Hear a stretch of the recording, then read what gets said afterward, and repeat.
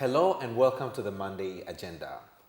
Today we are going to talk to Kiwohede as they have commemorated 20 years of the operations here in Tanzania, and we are pleased to have in the studio the Executive Director, Justa Mwaituka, and with her is Daniela Flores from Weworld, the country representative, who are the partners of Kiwohede.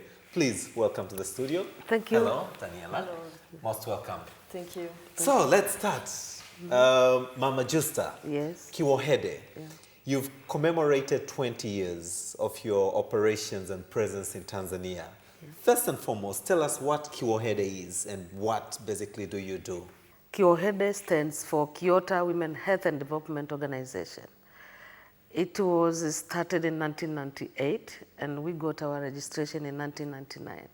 So on 23rd of August, last week actually, we commemorated the 20th anniversary. We wanted to commemorate the 20th anniversary with two major purposes. One was to reflect our journey, where we started, where we are, and the future, where are we going to be.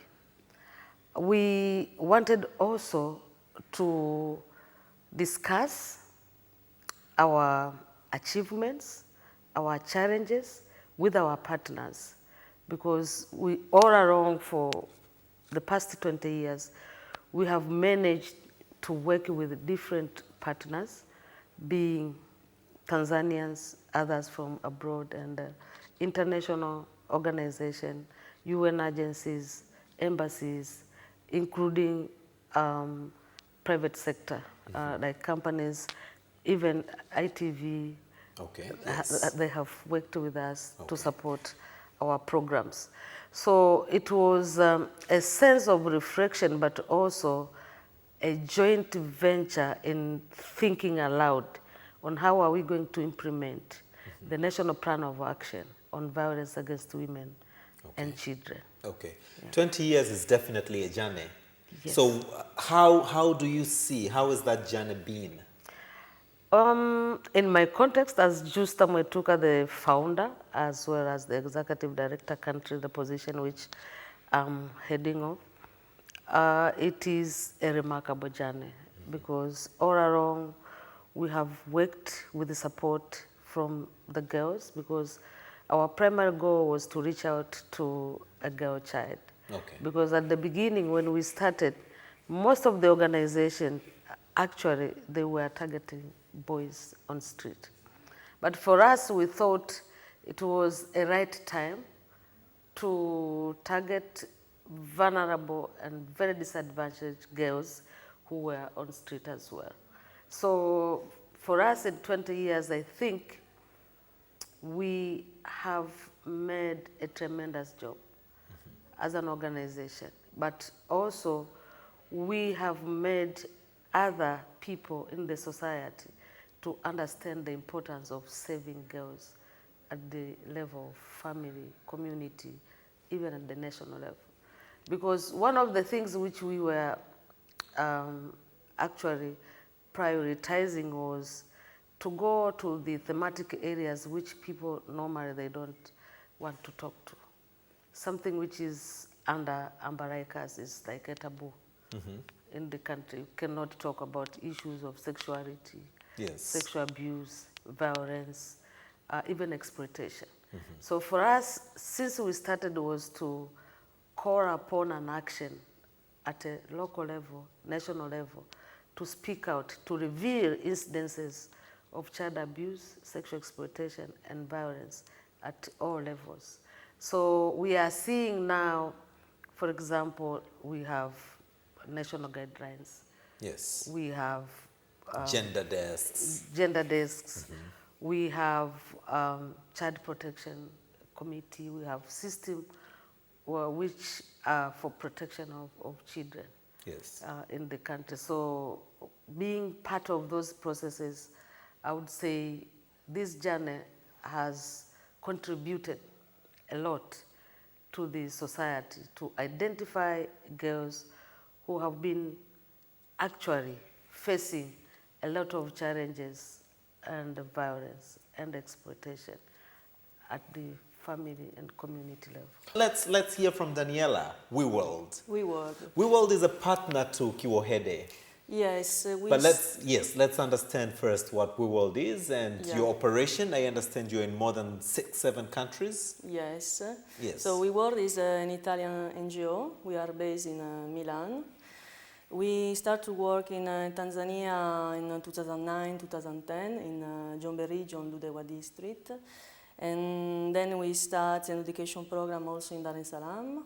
At present we are working supporting 10 public primary schools here in Dar es Salaam and 20 public primary schools in Ludewa district.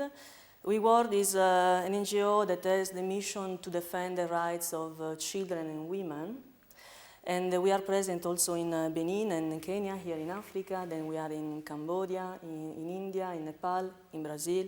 And we have also many projects and programs in Italy. Okay. And we start to work in Tanzania mainly to support public education. And, but due to the fact that our mission is also to defend the rights of women, and so we were looking for a partner that was working in this field, and I met Mama J. And in 2017, we start a partnership here in Dar es Salaam. We have a program at the Bunju Multipurpose Center, where there are mainly girls, 90% girls, but also boys, that are high vulnerable of victim of violence, different kind of violence. And we all thought that the program that Kiwohede was implementing is very interesting, and so we decided to collaborate, and our interest was due to the fact that there is an holistic approach in the way Kiwohede works with the youth. And at the center, for instance, very important because the girls and boys, they receive different kind of supports. So of course, psychological supports through the social workers, and then there is the reunification of the family once the children are identified, support, and they can go home. And many activities that probably later also Mama J can go into detail. But what is important is that this center provide also education, that is, gives the possibility to the children that have lost the school, the possibility to go to schools due to the violence, to recover the years, and then, you know, with education, they can be reintegrated in the society. Absolutely. They have the chance to take their life in their hand, to construct something. So we think that this is very important. We trust in the power of education. And since then, we are collaborating, and we are very satisfied. Kiwohede is doing a remarkable job, and they have a big experience. They are known, and for Weworld, it's very important to work in collaboration with the communities. We know that alone, you know, if the project is isolated, the effort will finish immediately at the end of the project. But involving the community, you know, we think that slowly but surely the message that we want to say is arriving in everywhere. And this is what we want to continue to do with them. Who are these girls? Are they, where do they come from? These girls, specifically the ones in the center, or the ones you've been rendering support for the past 20 years? Yeah, one of the major key areas which we are working is towards promotion of the child rights. Okay, promotion of the child rights. Promotion of the child rights. And we are also working in issues of adolescent sexual reproductive health, as well as socio-economic empowerment. So where do we find these girls? Because we are in the area of child rights, we have targeted key 4 main focus. Okay. One of them is to identify children who are working in sexual exploitation. Okay. Yeah, they are in brothel-like, or in Kiswahili you can say madanguro. Yes. Or they are in bars, they are in guest houses, they they are also roaming on street looking for customers. So since we started in 1991, we even campaigned to close Uwanja wa Fisi. Okay. Because we placed a container there just to meet the new arrivals. The girls who just come at that area, one of our jobs was to make sure that we capture them by protecting them, by also sending them to one of our shelters, which was just closer to Uwanja wa Fisi. Okay. We managed to close that center because we built the Bunju Multipurpose Center, where now we have our own, we can place them there. The second thing within the context of child rights is to work against the hazardous child domestic work. So many of the domestic workers, when they work as service attendants at family and people's homes, they're normally exploited, physically, emotionally, and sometimes sexually. Okay. So our mandate is to make sure that we are protecting the rights of child domestic workers. For example, making sure that they receive their remuneration, they are not abused anyhow, they can also access our centers if they want to reveal any form of abusive incidences. They can also report. We can also provide legal aid services, either by referring them to our partners who are providing legal services, or in some other centers. For example, in Mwanza, we have our own lawyers. So they normally support them to file cases, but also represent the girls. But the other area where we are working is to prevent child trafficking from rural areas to urban areas for the purpose of either hazardous domestic work or sexual exploitation.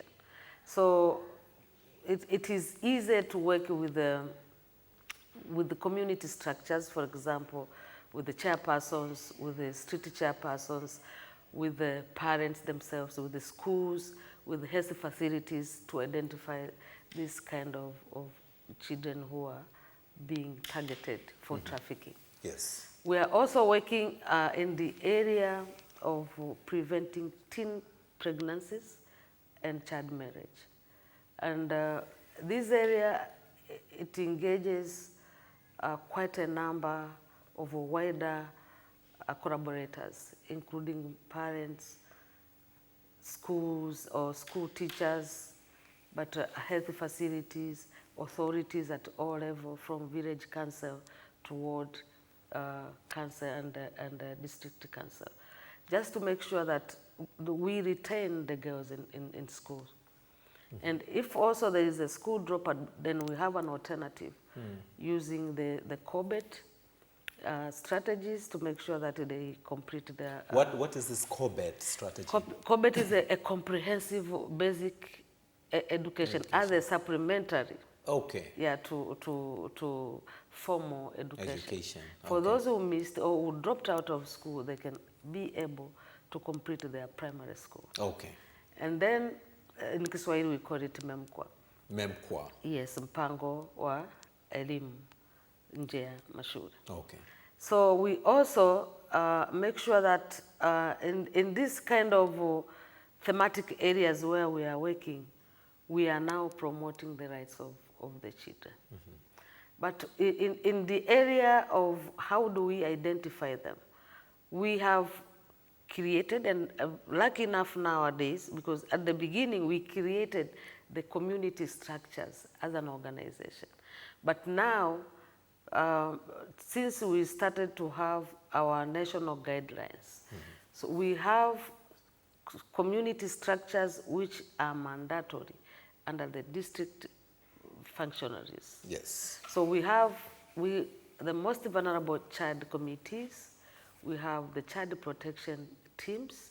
These are the teams which they identify vulnerable children who needs support, who needs withdrawal, quick withdrawal, who needs rescue.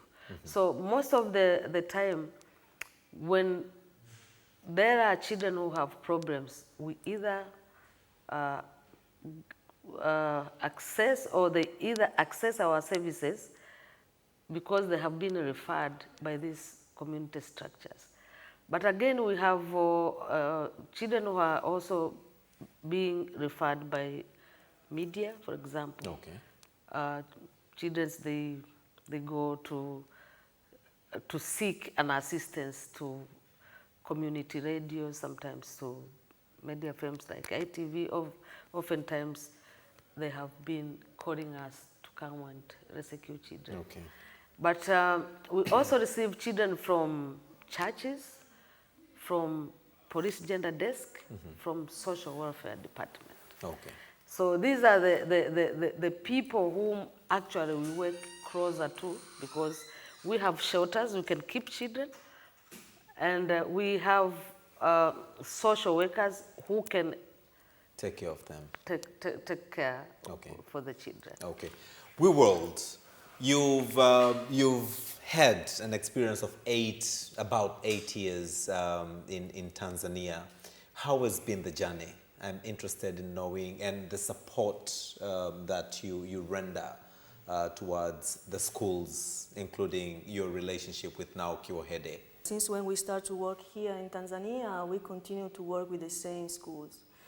So, you know, many years, and working always in partnership with the Tanzanian NGO, spending a lot of time in the field, so we are not the one that wait just the report in the office. We go to the field, we see, we speak with people. And during this journey, we had the possibility to understand the education system, the situation of the schools, the challenges that they have. And due to the fact that we will support the schools financially, support the schools through the use of own funds, we had the possibility year by year also to adjust the projects, the strategy, based on the needs that every time we found out. So the program are tailored based on the need of the schools. And during these years, we made different things. We are quite known for the infrastructure we construct in the schools, from classrooms. You consider that in 10 years in Dar es Salaam, the 10 schools, we have constructed around 22 classrooms, rehabilitated 14, so then latrines, teacher office, libraries, water points. And then we work a lot with the teachers. We support the national program, giving them training on INSET, that is, we want to strengthen the capacity on English, mathematics, Swahili. But also in collaboration with other NGOs, we are we work for applying an active learning methodology inside the class, and a play-based methodology. That is, we want the teachers and the children closer. Yes. So they have change a bit the way they teach and involve more the children, and making the children protagonists of the education. So we provide school to teachers, we provide different other kind of schools, because, you know, when you are at the school, you find out that there are many problems that can affect the performances of the children. The performances are not just based on the methodology of the teachers, of course it's important, but there are many other things that can influence positively or negatively the education. So we implement training involving both the community, the parents, the authorities, and the children themselves. And we provide training on nutrition, for instance. Nutrition? Nutrition, okay. Child rights. Once we construct the latrines, we provide also the training on menstruation hygiene. This is an issue, this is a taboo, but this is very important, because especially in the rural areas, 1 week per month the girls usually do not go to school, only for this reason. Then there are other reasons why they do not go to school. And it's a problem, it's a hygienic problem, it's an health problem, should not be considered a taboo, it's something that happens to all women. And, but unfortunately, the parents, for instance, in this case, they are not used to explain to the girls what is going on. So you can imagine the shock that sometimes can be. So These are more or less the activities. So we provide also furniture, whatever is needed in a class, a table, desk, and books. And then in Dar es Salaam, we also start to work, we created child clubs where the children have the possibility to spend their time at school making different things, and we give them the possibility to enjoy. So we want to create a safe environment in the school, so where the children spend time they're happy to spend. So we have different kind of clubs. We have the reading clubs, the clubs where they talk about the child rights, they make painting and drawings. There is a theater, they also make hockey. We provide training for the teachers in order to be able to be teachers of some kind of sports like football, volleyball. So, you know, we provide the supports that allow the teachers to conduct the class. And then also, after finish this school time, but in reality it's part of school time because clubs are part of the curriculum of the school.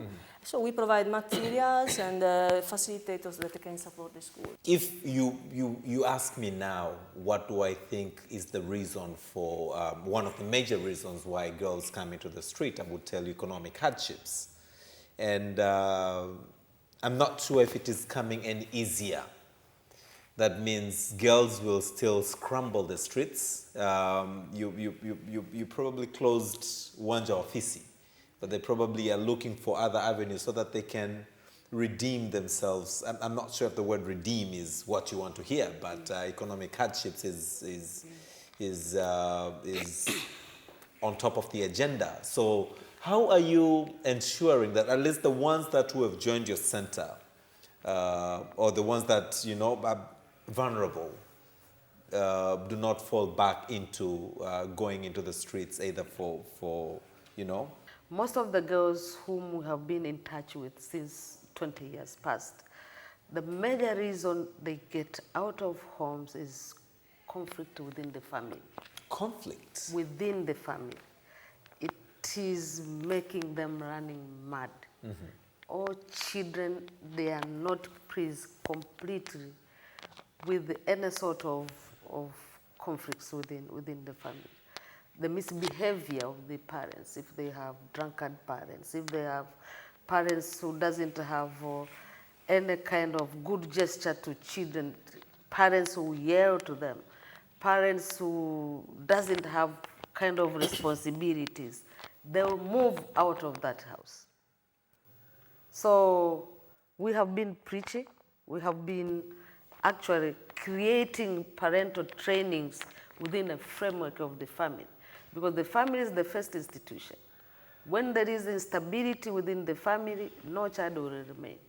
So always we have told people, because if you go into our records, why children move away, why children they are on move, it is because parents, they are not taking their responsibilities.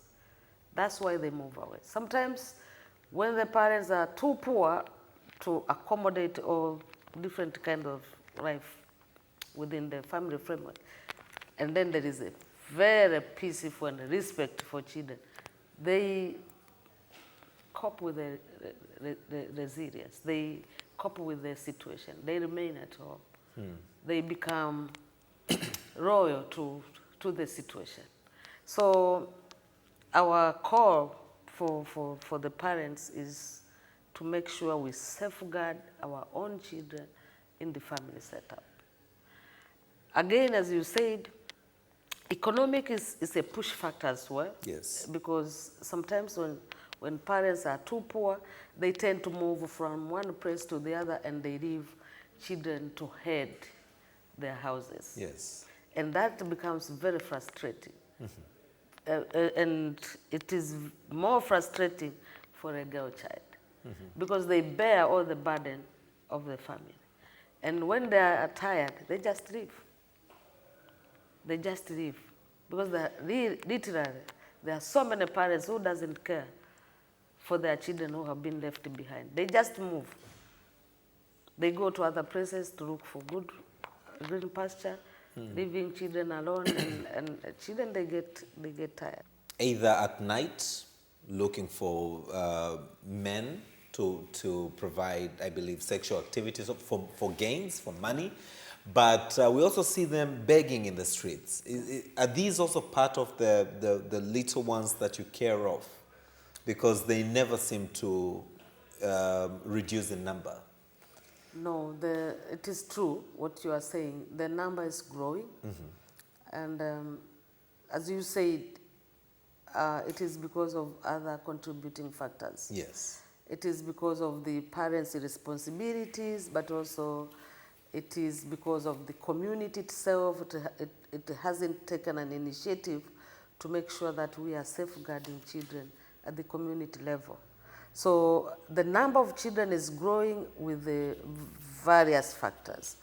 Some of the children, they lost both the parents, and we are having a kind of destructive family setup as opposed to what we had in the past, because guardians and relatives now are running away from their own responsibilities.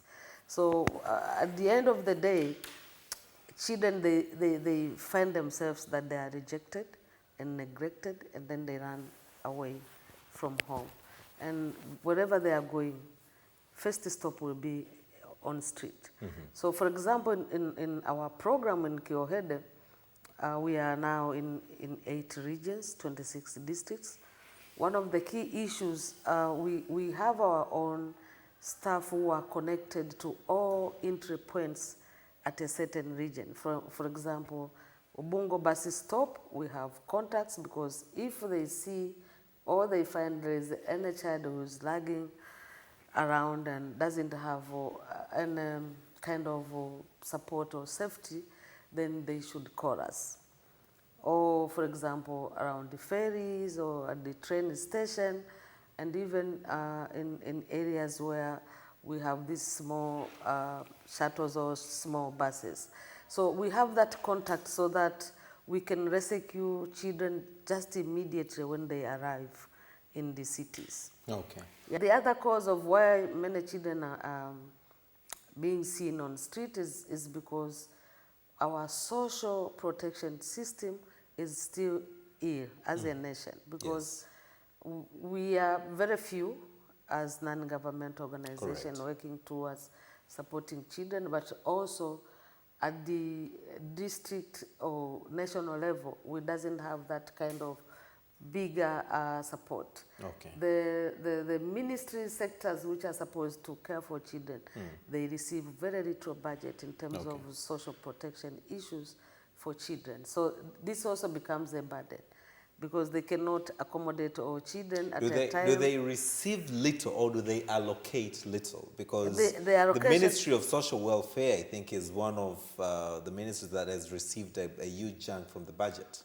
Yes, but not for social protection. Yeah, so it's the allocation issue. Yeah, it is. So before we look onto the government, any form of government support, probably let's understand from Weworld.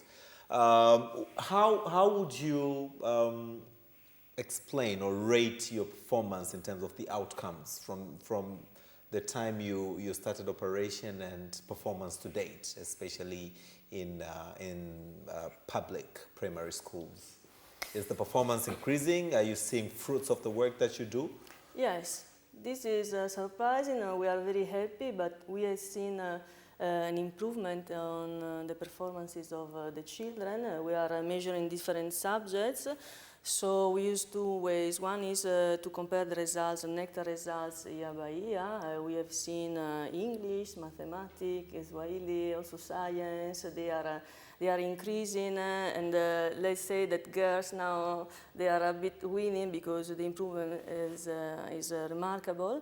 And then we also apply the Weworld test. That is a methodology used to see if one child is enrolling in standard 7, the knowledge is exactly of the one of a child of standard 7. So crossing these data, analyzing them, we have seen that yes, the performances are improving. So this is the proof that it's good to stay, to work with one school and to continue to support it, because there are many changes in the school. For instance, one challenge is that there is a rotation of teachers. So you invest training the teachers in the school, but then unfortunately they have to move, so you have to start again. So it's a long process, but it's paying back. Is it possible to transmit it to other schools, not necessarily that you manage, but probably share what we call good practices so that other schools can adopt to improve the performance of schools as well? Well, we have a methodology that we can share for sure. So the way we collaborate with the teachers, explaining them the responsibility, involving the school committee, for instance. School committee is very important, and the participation also the parents. There is a parent committee, there are the parents meeting.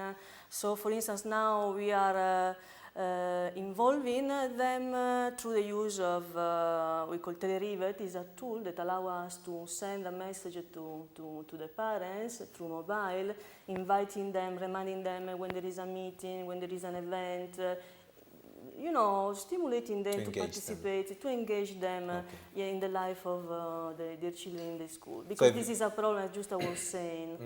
So is it documented that we can share it across other primary schools so that, the objective end of the day is to see that the quality of education, especially to a girl child, is improving? Yes. Is it something that you've documented and we can pass it on to other schools as well?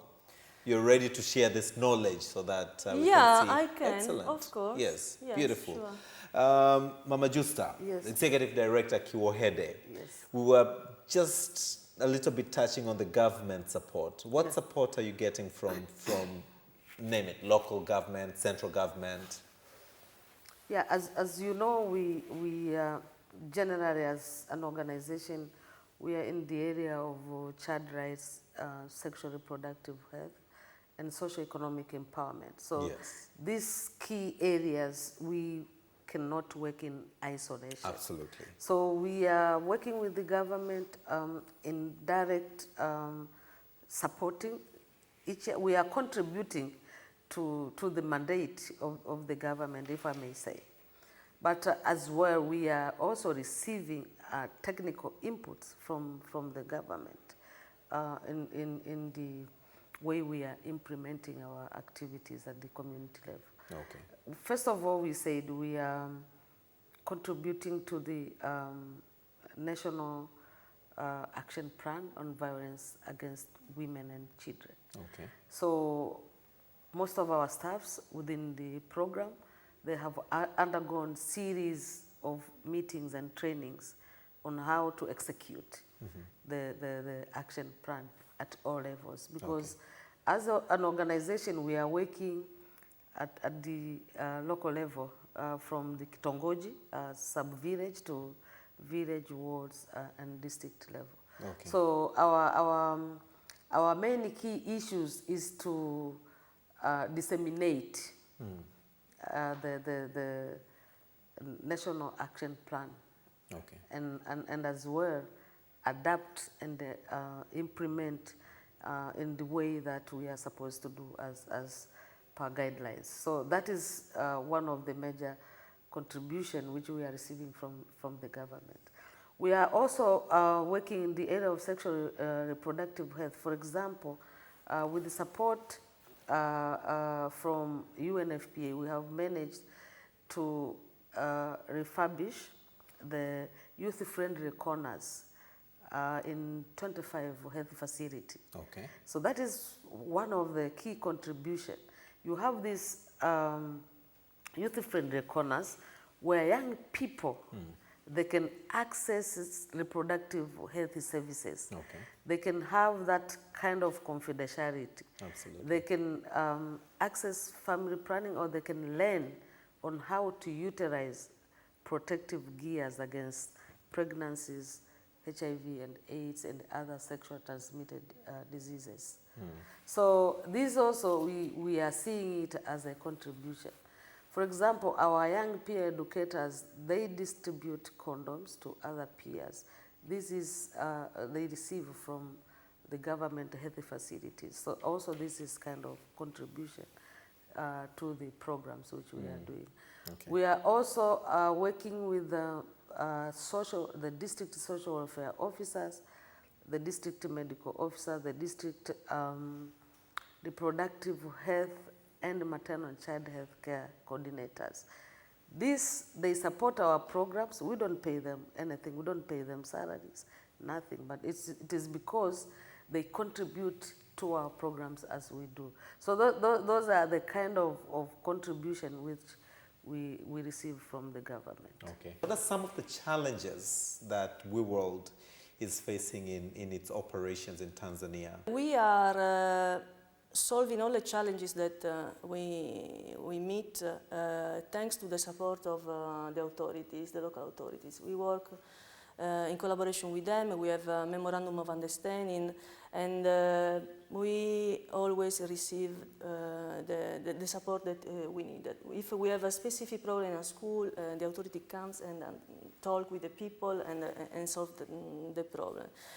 And challenges for Weworld in reality are the challenges of all the organizations that have to implement a project, logistic challenges. In Ludewa district, where there are the rains, it's also very difficult to reach the places. Yes. There are schools that are located in a very remote area. Mm-hmm.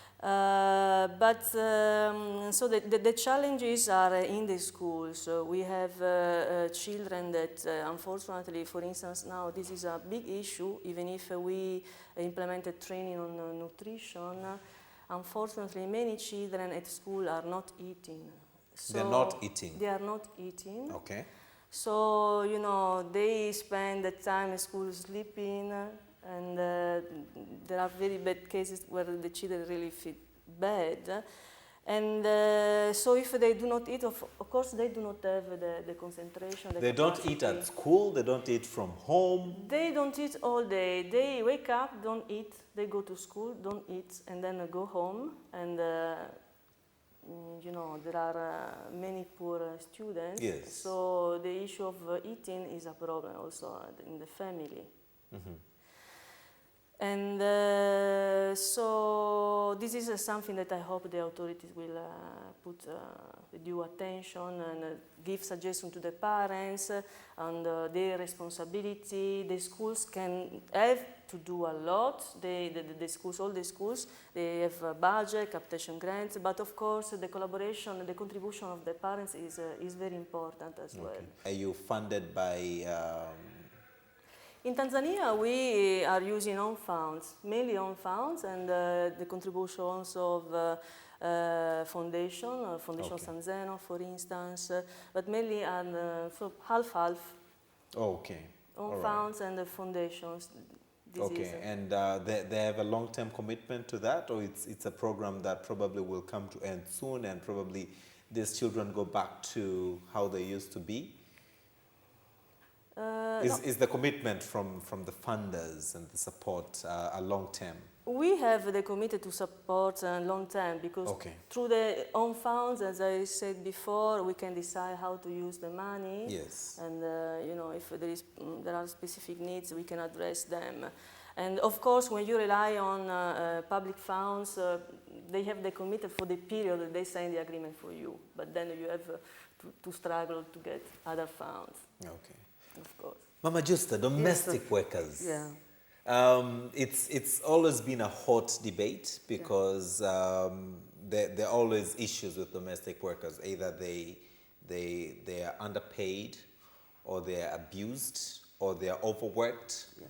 They're not properly looked after. They're probably not even provided medical services, medical care from their houses. So how have you been able to actually manage to support the social workers in our homes? Yeah, that has been an outcry of Kiwohede since we started, and since child domestic work has been termed as one of the worst form of child labor by the Convention of ILO 182, and my country, your country, yes, signed and ratified. Mm-hmm. So we are implementing the Convention of 182 as a nation, as an organization, to make sure that we are protecting child domestic workers. But remember, it has to be under 14, which it is completely forbidden. They're not supposed to work. 15 years and above, by our law, the Employment Act 2004, it allows them to work under supervision. So that's where we now come into kind of confusion and clashes. Yes. Because the Child Act of 2009, these are children, they're supposed to be in school. In school, yeah. And then we have the Employment Act, which they say they can work under supervision, you know, so that they can access education, they can be provided with certain remuneration, some sort of kind of relief. What is the challenge? Why do we still have a number of child pregnancies and child marriages in Tanzania? How can we reduce this problem? It is because of our tradition and norms that the families marries off children under the required age. Okay. And so it's a traditional practice. It is the traditional practice, and okay. It is because every tribe, although some studies they show there are certain regions where the prevalence rate of child marriage is more higher than the other regions, but this is a practice all over the country. Okay. So it is a national manifestation which we really all together needs to attack, so that we retain girls in school, but also we give them some other alternative and opportunities for socio-economic empowerment activities, and maybe prevent them to other fatal complications like HIV/AIDS infection.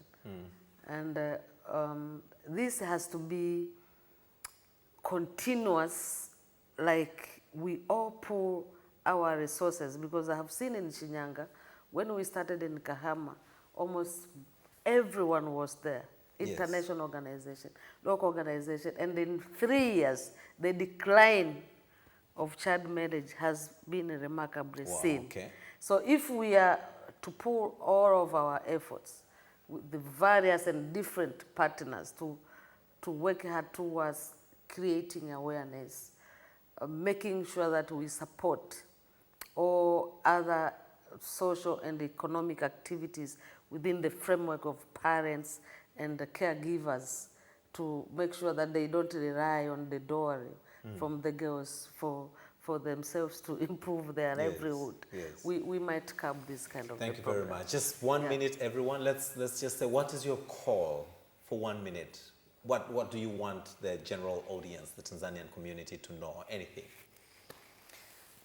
Well,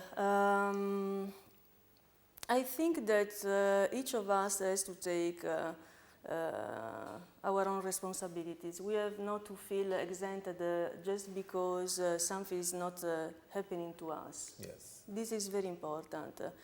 And to trust also in the work we are doing. Sometimes maybe the feeling is that there are too many things to do. But this is something that we have to believe in. We have to go ahead. There are many people, many good people that are working in this field, that are doing a lot. They are invisible to the most. So many times they do not obtain any awards. They are not recognized for what they are doing, but they exist. We are many. And I think that only if we join our efforts, we can really obtain the result that we want. As is written in the National Strategy of Action to End Violence Against Children and Women, they say this work is immense. Absolutely. But we also need to emphasize on the comprehensive sexuality education.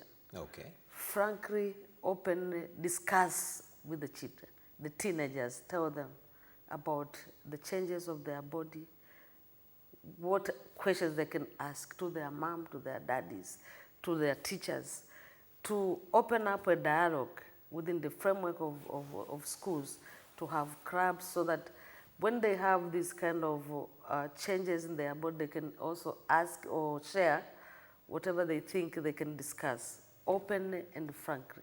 This one can help also to reduce the teenage pregnancies. Excellent. You are watching the Monday Agenda, and my pick today is if you empower a boy child, you've empowered someone. But if you empower a girl child, you've empowered the whole community. Let's support the girls. Let's support and make sure that they have equal access to education and they understand the issues surrounding their health. And definitely, we shall see a better Tanzania and their brighter future. Thank you for watching the Monday Agenda. Until next time, I'm your host, Austin Makani. Thank you.